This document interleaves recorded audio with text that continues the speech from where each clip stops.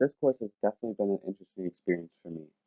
The work and lectures are all completely different than any other class I've had, by including a hands-on approach to learning about media.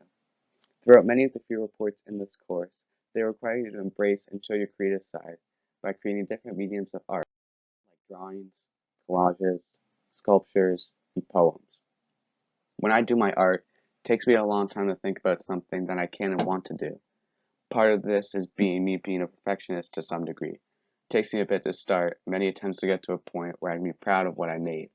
This strategy of learning really makes you think and express the content that you are consuming, whether you're drawing about your thoughts on social issues or things personal to you.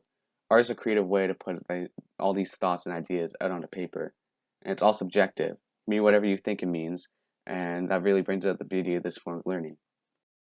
One of the bigger things I've learned in Dr. Strange's lectures comes a lot from the choices in his music videos. Music videos from 50 Cent, Liz Phair, and Katy Perry all have their own deeper theme that goes beyond the music, whether it be intentional or not. Like in the case of 50 Cent's music video, where the women are depicted in a sexual manner and treated as sex objects to try and get that appeal from their male audience. Moreover, you have videos like Liz Phair, where not only the video, but also the music itself is a critique of the societal norms that have been established for women growing up, like being a stay-at-home mother, having children, and cooking, instead of just wanting to be yourself and doing what you want to do. Dr. Strangelove does a really good job of showing the kind of society that we live in and how we might not see these things looking at it on the surface. The capitalistic society that we live in and the effects it has on our media, the education system where they're preparing us for a long life of work and training us to handle this workload we'll eventually have to take up and forcing the younger generation before our time to work. The struggle to even get our weekends off and not have to work 10-hour shifts was a very big aspect.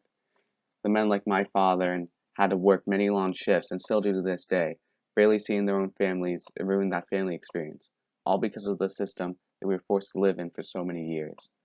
I don't think I would have been able to see that for myself if Dr. Strangelove hadn't put that into perspective. Dr. Strangelove always pushes for us to be better than what we are right now, what we were yesterday, and be better for the future. The little things he does in lecture, like when he reminds us and says, "Thank you for being here." Says it in every lecture, and for me it always sticks with me to the day, because it makes me feel like I'm doing good for myself. Showing up and being present in the moment, arriving early, and giving my attention in lecture. This is something I've adopted in all my classes, where I always go out of my way, make sure I get there early, and have enough time to set up for the class. It seems simple in retrospect, but it can be hard to execute some days. You might feel like you don't want to do it this day, or that might not be important, but it's the fact that despite all that, show up on your own, and that's just the really hardest thing you can do. That being said, thank you for your time, and thanks for listening.